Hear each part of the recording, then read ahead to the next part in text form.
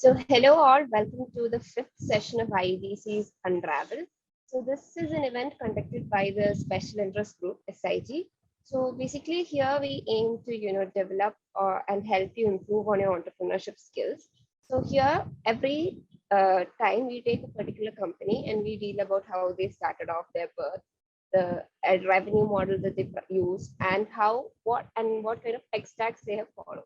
So this time we have chosen NetFlix. So actually, this was taken from one of the suggestions, not at one, a few of the suggestions that participants had given during the last session. And so that is why we have chosen NetFlix today. So how many of you know what Netflix tagline is? So even I initially thought it was Netflix and chill, but actually it is not. It is see what's next. Yeah, so this is their tagline. So now Anaiva will be starting off with the session and she'll talk to you about the birth and introduction of the company. Thank you, Rachel. So before we see what's next, how about we'll have a bit of a quiz time? So it's a trade offer. I'll give you guys a question and you should give me a response instead in the chat box. So here's your question. When was Netflix founded? Yeah, 1997. So Netflix was founded in 1997 by Reed Hastings and Mark Randolph. So it's more like a story time. So what happened was Hastings and Randolph, they always wanted to start something. They wanted to create an Amazon.com of something of their own. So once Hastings had borrowed Apollo 13 from Blockbuster. So if you wonder what Blockbuster is, that actually is a video rental service, a DVD rental service. So he had borrowed Apollo 13 from Blockbuster, but turns out he forgot to return it. He returned it 6 weeks late. He got a $40 fine, and that left him really embarrassed. So one evening when he was in the gym, he got an idea of how about I create something by which I can order a movie online and get it delivered at home via mail. And hence, Netflix came into existence. Next slide, please. Rachel, next slide, please. So, as we all know, little by little, a little becomes a lot. Everything that begins with small steps taken every day. And that was the same with Netflix. The Netflix which we see today has over 15,000 titles. Everything that possibly releases comes first on it, and a massive workforce of over 12,000 employees. But how did it start? It started off with something as less as 925 titles only and just 30 employees. In 1999, they introduced their monthly subscription model. And by 2000s, the subscribers kept on increasing. They gained 300,000 subscribers in the 2000s. And that kept on going so rapid that right now they have an overwhelming of 200 million global subscribers around the world as of today. So on January 2007, that is on the 16th, something revolutionary happened. That is, Netflix launched a streaming video service which changed the way we consume all media. That is, with the introduction of streaming, members were allowed to instantly watch series and films. Its first online streaming service, Watch Now, was launched with around 1,000 titles, and this came under Netflix's $5.99 monthly physical DVD subscription here. Actually, it was mainly expected that Netflix would revolutionize more of online movie rentals, but turns out what was actually affected was TVs, because almost all the TV shows started taking up larger and larger share in Netflix's library, and it was a complete expansion. And when it comes to expanding, I do not have to go much more further on this. What started in 1997 being very small, in 2006, it hit a membership of 5 million, which is a milestone. Furthermore, expanding in the 2010s to over 190 countries and 21 languages. And this year, milestone of 200 million subscribers, which is a lot. So Netflix has expanded a lot, in short.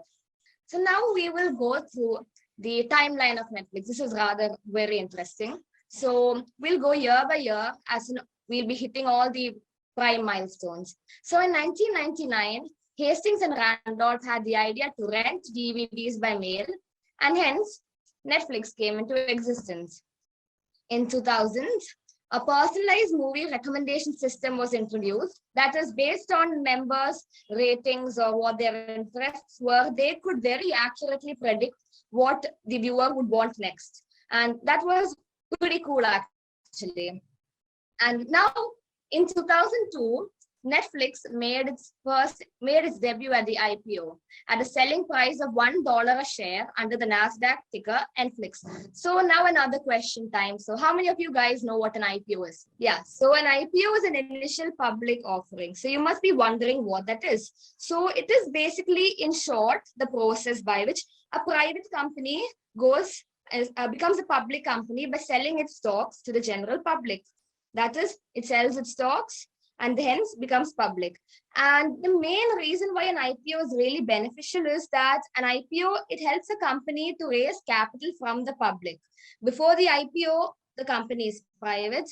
After the IPO, it is a massive step. That is, it gains a lot of access to money, and this gives the company more ability to grow and expand. In 2002, they just began with $1 a share. So it was rather surprising for me that this morning I checked the share cost for one share in Netflix, and it is $586.73 per share.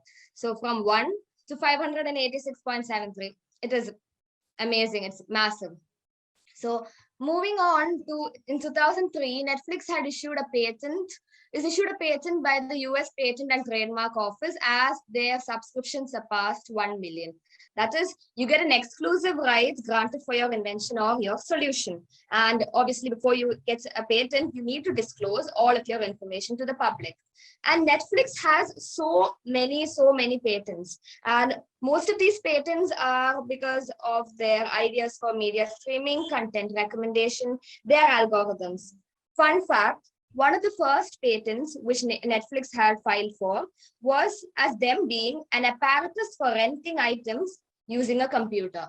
And this patent was filed in its initial days, like back in the early 2000s and 1990s. In 2007, as I mentioned before, streaming was introduced, and that was a revolution for instant watching of series and movies. In 2008, Netflix had partnered with consumer brands and consumer electronic brands, allowing streaming on Xboxes, Blu-ray players, and TV sets, etc. In 2011, something rather interesting happened, and that was the Quickster debacle of 2011. We will be getting on into more detail in the coming slides. In 2016, they hit a milestone of expanding to over 130 new countries, and the service was now available in 190 countries. Like, that is practically almost all of the world except for 6 countries. And the languages, they shared content in 21 languages with a lot more of features like downloading. And this year in 2021, the membership surpassed 200 million. That is the whole of the Netflix timeline in a nutshell. So here is something rather interesting. The Quickster debacle of 2011. So in 2011, Netflix had announced that it would be separating the cost of its DVD by mail and its streaming plans. And what was the result of that? An effective price hike for all those who thought that they could take advantage of the company's bargain bundle subscription. Furthermore, this wasn't it. Furthermore, CEO Hastings had declared that now for real, Netflix would be separating its DVD and its streaming service entirely. The DVD services would now be called Quickster.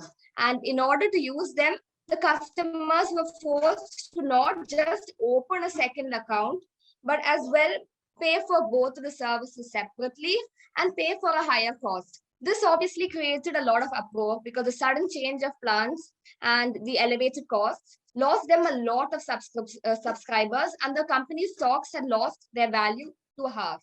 And this led to a lot of people dropping from their plans and customer goals, etc. And finally, the very same year, they had to change their course of action, and with the Quickster plan of having a separate streaming and a DVD rental service was scrapped. And finally, we just had the same plan as it was before. So that is all about Netflix in a nutshell, the birth, the growth, etc. And so now I'll be inviting Kuriakos and Anjana, who will be sharing to us a lot more interesting things about the business model. So thank you. Thank you, Anaiva, for that talk. So now me and Kuryakos, we'll be leading you through the business model. Hope you all are still excited. Yeah, okay. So, Anjali Chechi, what is your take on business model? So Kuryakos, when I think about business, the first word that hits my mind is profit. So I guess business model should probably be a pathway through which you can achieve profit. Yeah. Oh, okay. So, business model is basically like a framework. It actually defines the product, its target market, its cost. Okay, cool. But, excuse me. Yeah, so in case of Netflix, it's actually a mix of on-demand subscription, and it's actually an all-you-can-eat business model. All you can eat. What's that? Do you guys have any idea about all you can eat? Like You can sounds put like it a up in the funny chat term, box. right? So give a direct answer of what you guess it might be. You can either drop it in the chat box or unmute your mic. Yeah, yeah, it's okay. All you can eat. It's like all you can eat is a business model. It's a type of business model in which, for a fixed subscription rate, you can have as much content as you wish without any limits. So, and then Netflix offers non-linear viewing. You know, linear viewing is a term for watching contents at the time of broadcast. So just like normal television channels, we can't control what we are watching. But in case of Netflix, it's non-linear, and yeah, it's basically on demand. So we can just fast forward through the content or even replay it. That's it.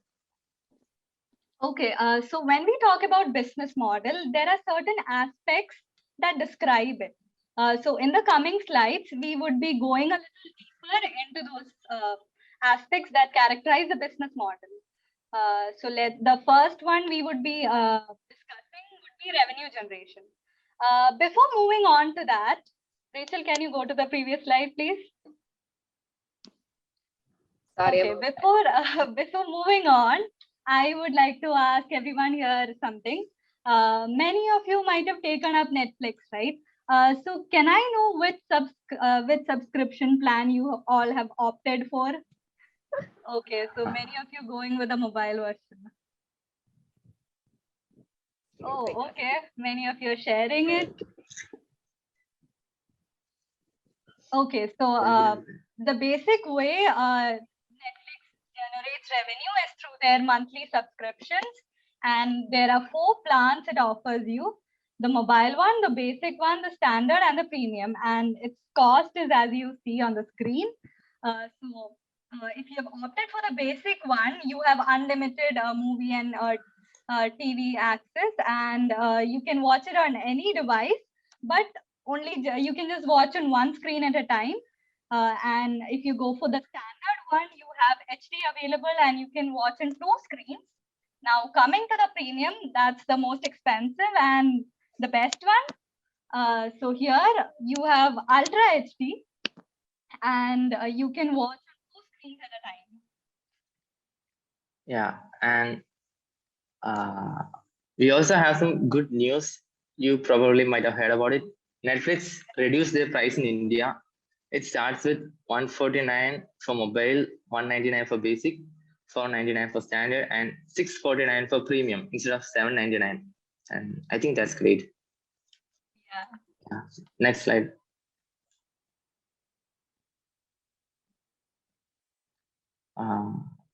Yeah. Moving on to customer segmentation. Customer segmentation is actually the process of dividing customers into different groups based on their common characteristics, so that Netflix can market to each group more efficiently. And there are 3 types of customer segmentation. First is micro customer segmentation, and that's the most advanced form of segmentation. And it's actually dividing customers into different clusters based on their viewing history. Then we have got usage-based segmentation, which is actually dividing customers based on their browsing pattern. Then we have got geographical segmentation. It's actually used for content localization and ad targeting. If you're an Indian citizen, you'll get more Indian TV shows, Indian movies, and yeah, all that recommended on your home screen. Okay, so when you talk about a company can never run independently, right? It always needs support from, partners, some sort of partners for maybe like investing or for advertising and for various other purposes. So that is what key partners are for. And Netflix too has got a lot of key partners. Kuryakos, would you like to take them through it? Yeah, so these are the main key partners. They include partnership with different TV network brands. Yeah, then we have got consumer electronic producers such as the Xbox. PlayStation is a better example. All these provide access to Netflix through their devices. Still most of the people access Netflix through PlayStation. And then we have got media producers and TV networks. Then we have AWS, which is Amazon Web Service. They provide hosting service for Netflix, and we will learn more about it in the technical aspects, which will be taken by Lisa. So these are the key partners, but we also need some key resources. Yeah. Key resources are like important assets which are required to make a business model work. So these are the main key resources. First is website or app. Wait a second. How many of you are using website to watch Netflix? Anyone? Can you guys put them up in the chat box? How many of you are using mobile app to watch Netflix? The website of Netflix is considered as one of the important key resources. Then we have got this brand identity. Netflix brand identity itself is an important key resource. And people have this tendency to buy more branded items. And customers are also more likely to recommend it to others. And Netflix always try to keep up their brand identity. Then we have got content library. Netflix has got a vast content library, and they are divided into two. On one hand, we have contents which are licensed by Netflix from other distributors or studios. For example, Marvel's Daredevil, which is available in Netflix. Yeah. And on the other hand, we have contents which are Netflix owned or created by Netflix itself. Stranger Things is a good example. Then we have got algorithms. Netflix uses algorithms to analyze users' data and their usage pattern so that they can improve themselves and recommend new movies or TV shows to the users. Okay, so moving on to the next one, that's recommendations or the review system. So that's given by the different subscribers who use the service, and it's considered very important in the success of Netflix. The relative results here are provided to the user on the basis of frequent searches. Then comes the data, and there are different types of data Netflix gathers, like the behavioral data and the user preferences based on the browsing history, which is used for micro-segmentation, which we had discussed in the previous slides, if you remember. Do you guys remember micro-segmentation that we discussed earlier? Okay, so the next one is technology and technical staff or manpower. So as you all know, without brains in technology, Netflix is basically nothing. So that again is an important asset to Netflix.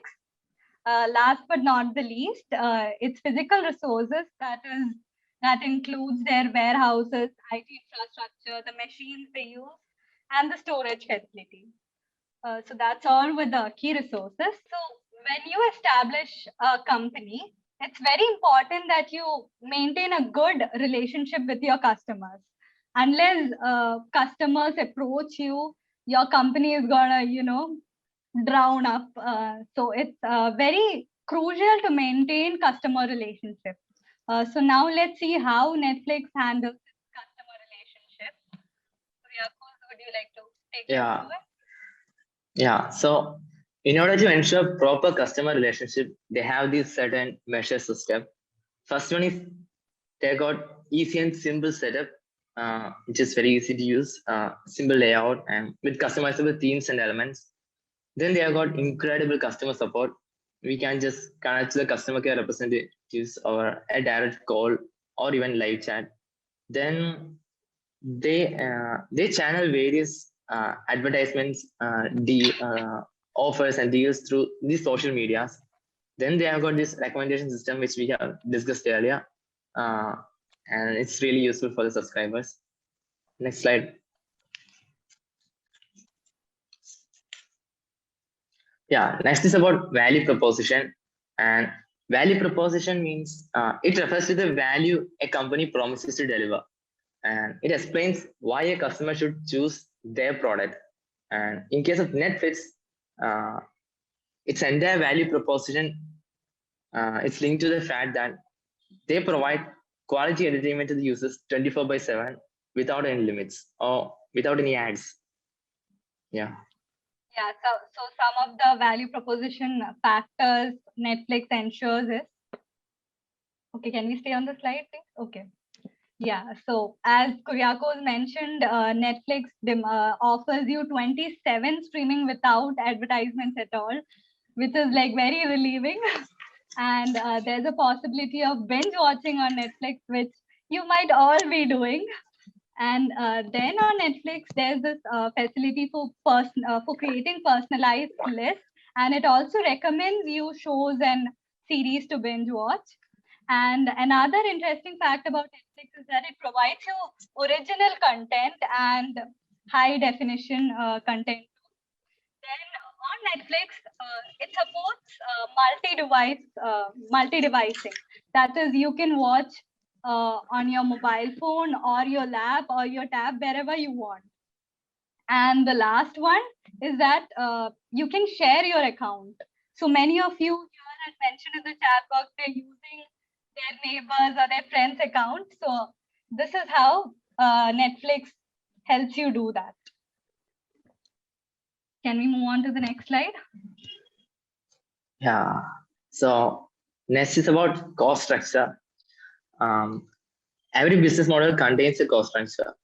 It defines all the costs and expenses of that company. Netflix bears different costs, which include cost of licensing, licensing for streaming movies and TV shows in a more legal way. Then they've got cost of acquisition or cost of acquiring movies. The main reason why Netflix has got such a vast library is that they acquire contents from other distributors or studios. About 80% of their revenue comes from these licensed products, licensed movies and all. Next is marketing costs. To be in this competitive position, they have to do some marketing, which includes paid advertisements, payments to device partners, etc.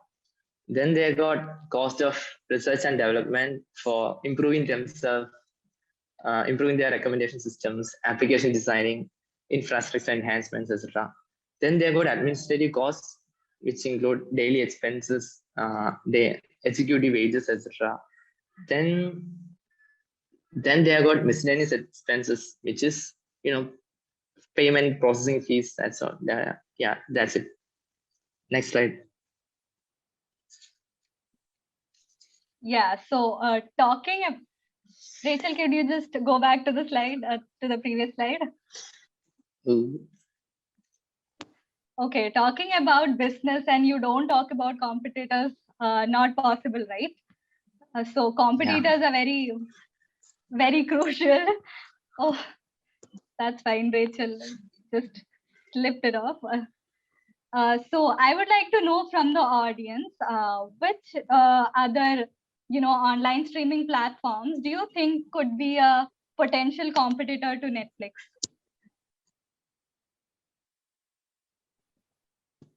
Okay, Hotstar, Prime, Disney. Any other answers, guys? HBO, Hulu. Okay.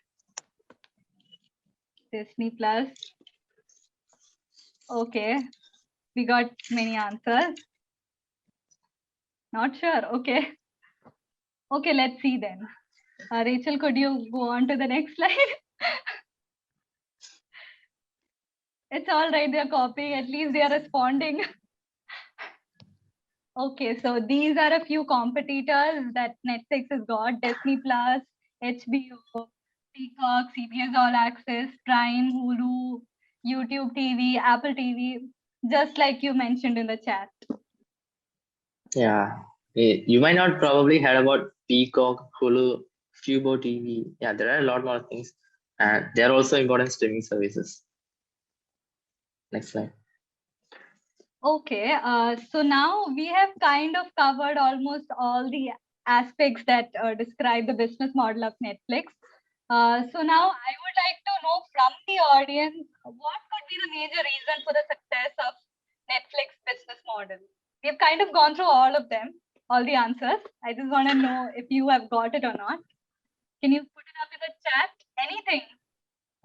Wait, I have a clue. So the participants had already dropped one of the answers in the chat box before. So maybe if you scroll up or something, you can find one of the others. Okay.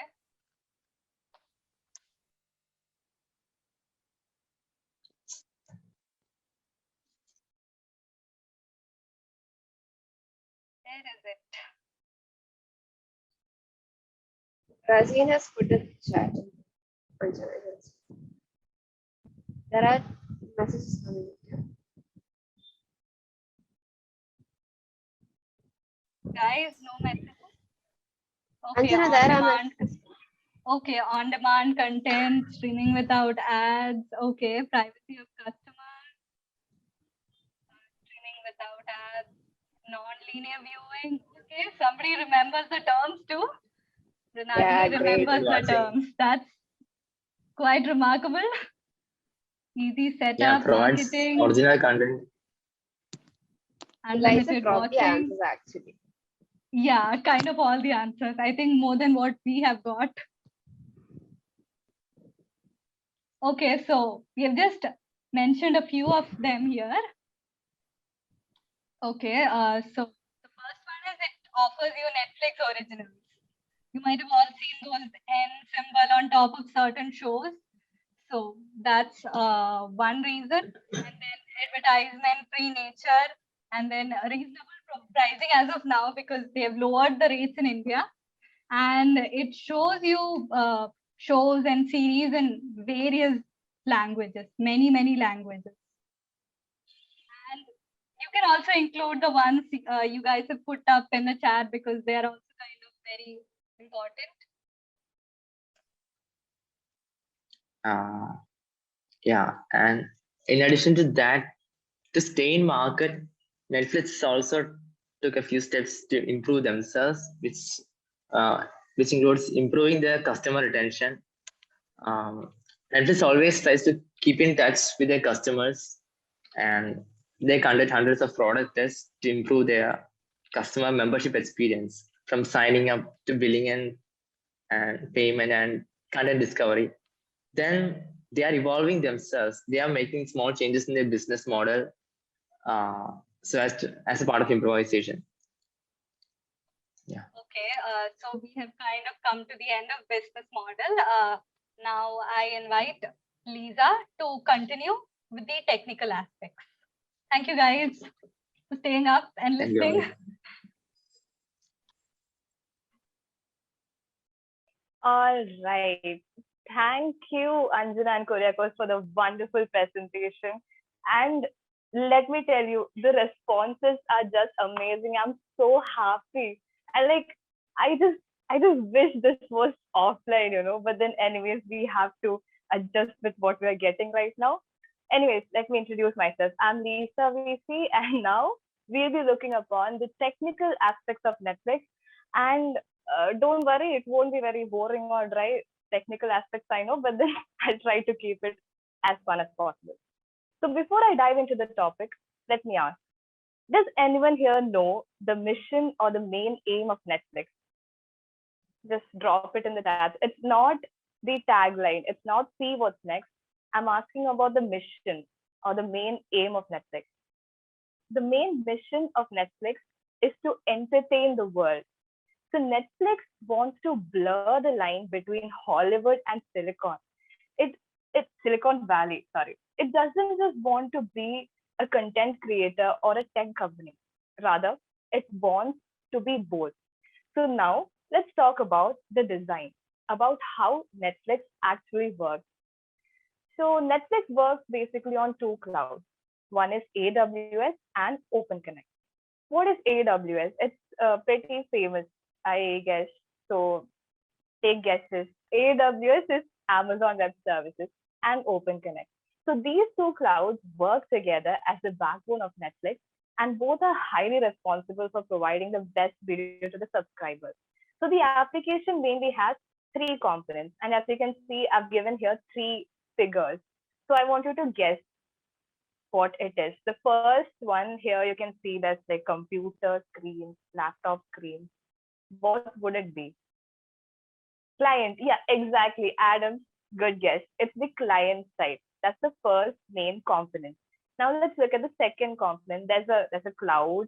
There's some blinking dots. What would it be? Yeah, all right. Cloud, basically, yeah, it's cloud. It's open connect. I'll be diving deep into the topic in the coming slides. And just the last diagram, there's a cloud with, two drums kind of thing. Please don't tell me it's lungs. It's not lungs. It's two stuff, two stacks. What does it look like? Server, yeah, server. Basically, basically the backend or the database. So Rachel, can you go to the next slide? Yeah, all right. So now here you can see the first component is the client side. It's the device which is used to browse and play Netflix videos. So it can include TV, laptop screens, or mobile phones, anything. Okay. The second part is the most interesting part. It's the Open Connect or Netflix Content Delivery Network. Listen to this carefully. CDN, full form is Content Delivery Network. The meaning is in the full form itself. What CDN does is delivers content to us. So CDN is a network of distributed servers in different geographical locations of the world. It handles everything which involves video streaming. So if you're trying to play a video in North America, so imagine you're sitting in North America, you're looking out of the window, and then there's snowfall because it's December, and then you click on some video or some series that you want to watch. So where does the content come from? The video will be served to you from the nearest open connect, from the nearest server, rather than fetching it from the original server. So instead of fetching data from thousands of kilometers away, we are fetching data from the nearest server. So this is how Netflix solves the issue of loading content in a matter of milliseconds. Like literally, you just click on it and it starts loading. It's interesting. It's very interesting, and I'll be talking deeply on it in the coming slides. Now let's move on to the third main component, that is the backend or the database. Oh, okay. Actually, backend and front end. It's like a concept. Do you guys have an idea about it? Can I get a yes or a no in the chat? Backend and front end. Hey, it's good to know that people do know. Anyways, if there's anyone who doesn't have an idea, front end is what we see, like when we open the Netflix app or anything, a website, an app, or anything, whatever we see in the front screen that's in front of us, which is responsive, that is the front end. And whatever happens when we click on some tiles or buttons or sign in, when we do that, what happens in the behind, that is the back end. Okay. So backend is the part that handles everything that happens before you hit the play button, such as onboarding new content, processing videos, distributing them on servers located in different parts of the world, and managing the network traffic. So these are the three main components. Let's move to the next slide. All right. So Netflix is OTT architecture. OTT is a pretty famous word. I mean, we hear it all the time, but then does anyone know the full form? OTT. Please do not Google. Oh wow. Okay. Okay. That's impressive. Over the top. I mean, I didn't know the full form until I started researching about Netflix. But then yeah, good job. Wow, you guys are intelligent. Anyways, OTT. Yeah, the full form is over the top. So one of the reasons why OTT is on the rise is because of these words. Listen to me carefully, okay? I want more everywhere for less. These are the immortal words of every user of any product, right? So if you read really carefully in between these lines, more, everywhere, and for less. These are the secret to a content creator's viral success. And how do they achieve this? The answer is OTT platforms. So to put really, really simply, OTT is when you get the content to the viewers without going through the traditional cable providers. So the earlier the company, Netflix, used to rack and stack physical servers in an on-premise data center. So by the time broadband became common and everyone owned a smartphone with internet connection, smart TVs with internet connection, Netflix wanted to change from the traditional servers to cloud-based system. So this meant moving away from traditional data center and harnessing the power of public cloud. So this is when Netflix started migrating into the Amazon Web Services. And as a result, operating costs went down and price per stream was a fraction of the cost. So let's move on to the next slide. Okay, let's take a quick peek through the Netflix cloud architecture. I know the diagram looks like very scary, but then I'll try my best to, organize it and put it in your mind. Anyways, first you can see the client devices. There are laptop screens, Xbox, Lisa, one whatever. second, hold on. I've given you access, so just explain the slide and then I'll take it up. It will be easy for them to understand. So just use the mouse, okay? Yep. Click on your all right. screen, it will work. Yeah, cool. It's working? Yeah. So this is AWS ELB. AWS, you all know, Amazon Web Services. ELB is Elastic Load Balancing. The definition is in the full form itself, Elastic Load Balancing. What it does is basically balance the load. It automatically distributes incoming application traffic and scales resources to meet the traffic demand. Okay. The next is API gateway services. So API is like very common term nowadays. Give me the full form, people. Put it in the chat. Yeah, exactly. It's application programming interface. So application programming interface is used as the entry point for client requests to an API. But what is an API? I'll try to explain in simple terms, okay? API is basically a connection between computers. Think about it as a connection between computers or between computer programs.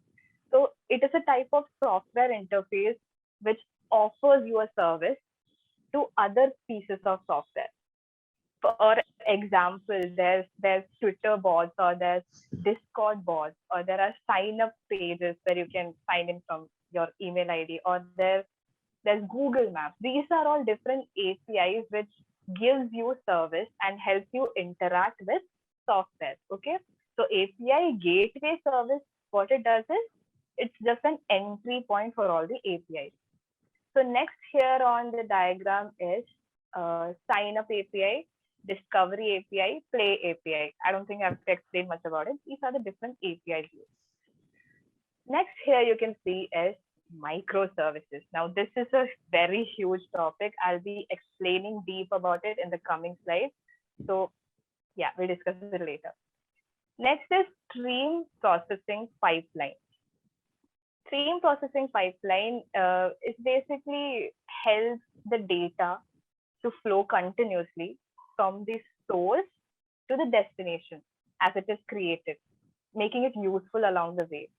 So now, how does Netflix serve videos? Basically, all this content is stored in object storage like Amazon S3 and cached using AWS CloudFront. So this enables Netflix to distribute video content all around the world with low latency speed. Okay, so this is the basic Netflix cloud architecture, and it's all right if you don't understand most of the stuff. I just explain the main terms because these are going to be very useful for future. all these AWS, ELB, API, and pipeline service, all of that. Okay. Anyways, just move on to the next slide. All right, CDN. Let's test everyone's memories. I know you guys are awesome, but then still, what's the full form of CDN? I did mention it before.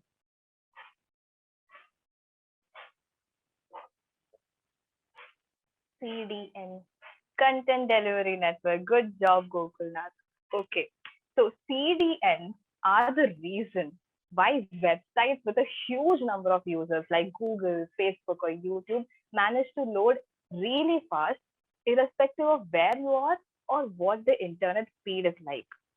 So Netflix earlier used to use a variety of CDNs, but a growing user base means that they must deliver a higher number of content at more locations while lowering the cost.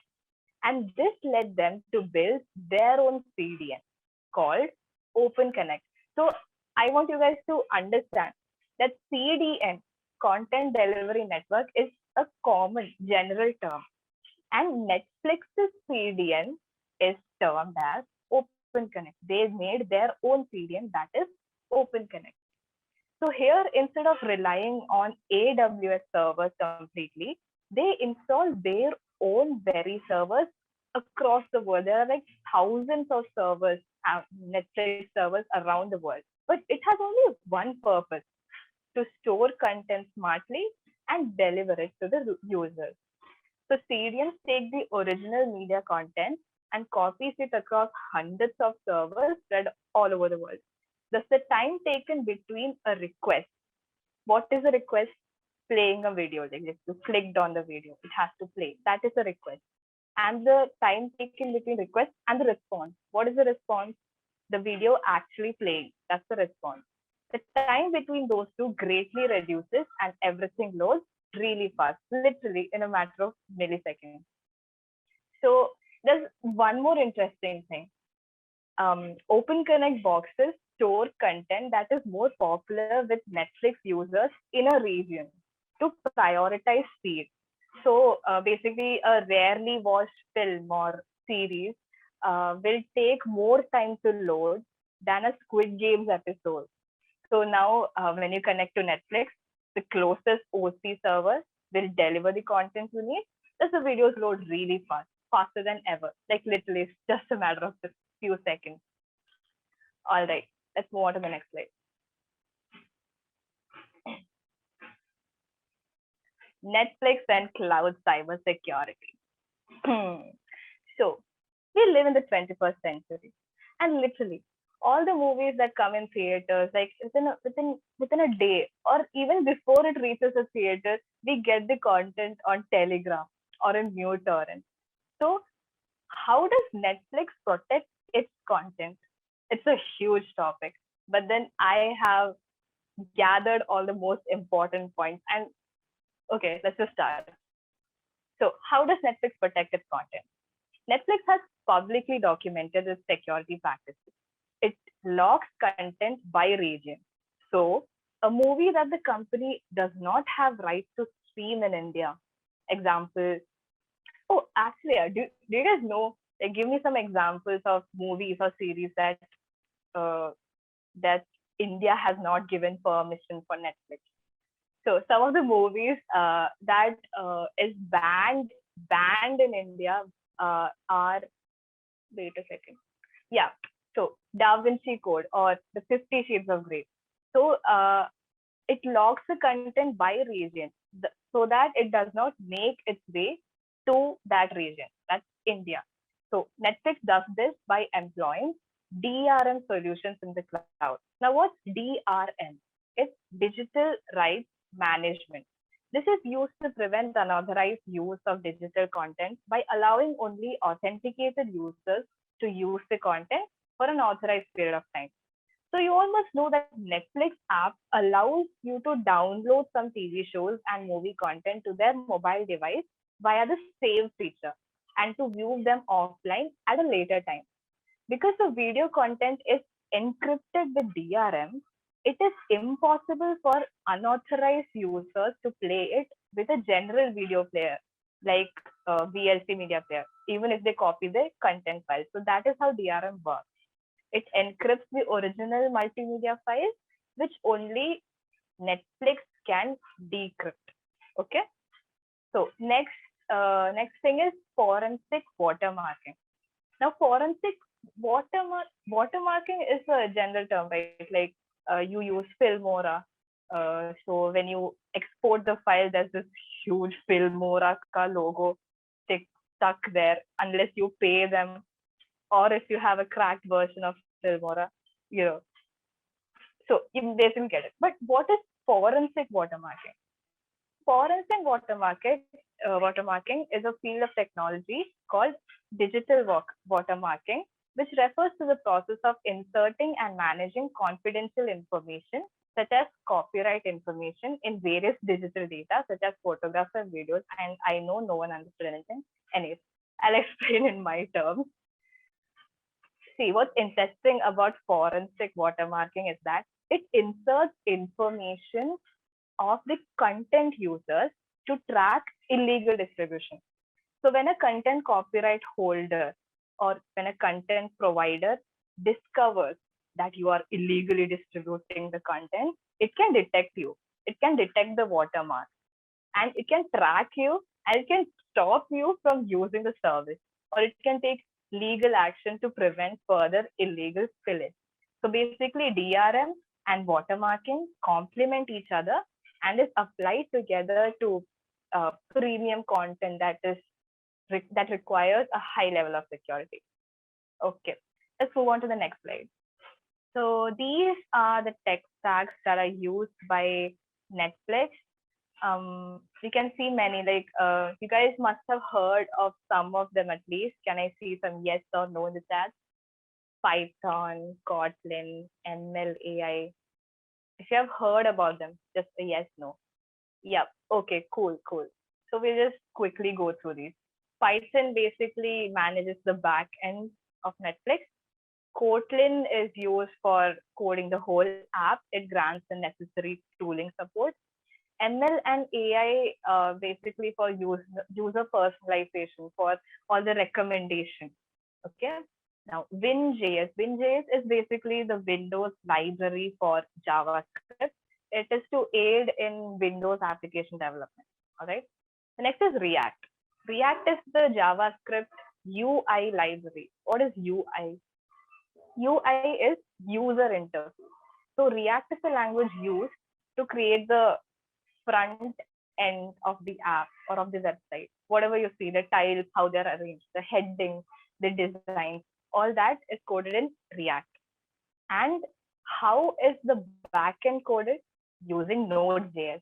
Node.js handles the entire backend framework. Next is Confluence. Confluence is just a tool used to help teams to collaborate and share knowledge efficiently. But then what's the most important is Spinnaker. That's why I kept it at last. Now, how do I explain Spinnaker in simple terms?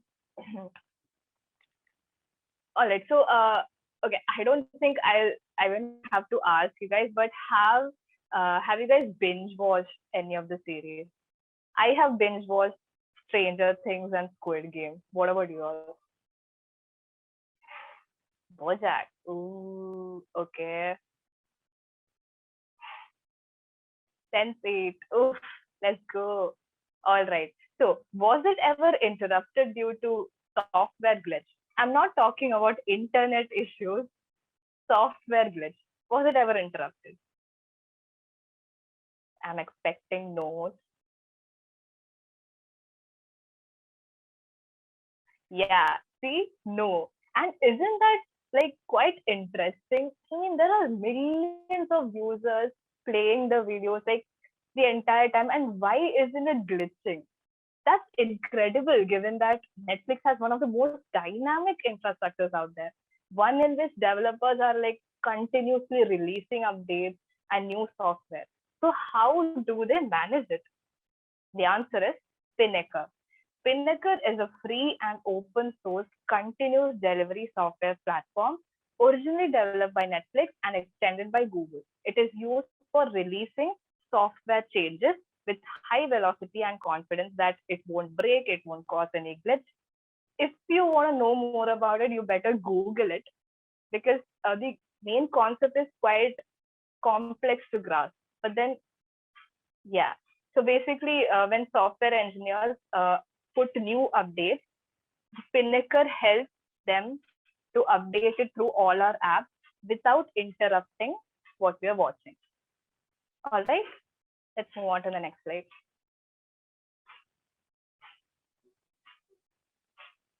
All right, so this is the interesting part I was talking about earlier. Microservices. What is microservice? Netflix migrated from traditional monolithic to cloud-based microservices architecture in a span of 2 years. What is traditional monolithic? What is a traditional monolithic app? Anyone? If you have no idea, just say no. Even I didn't know.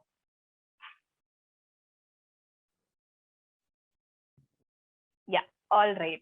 So I'll explain what monolithic is for. Then you'll get an idea.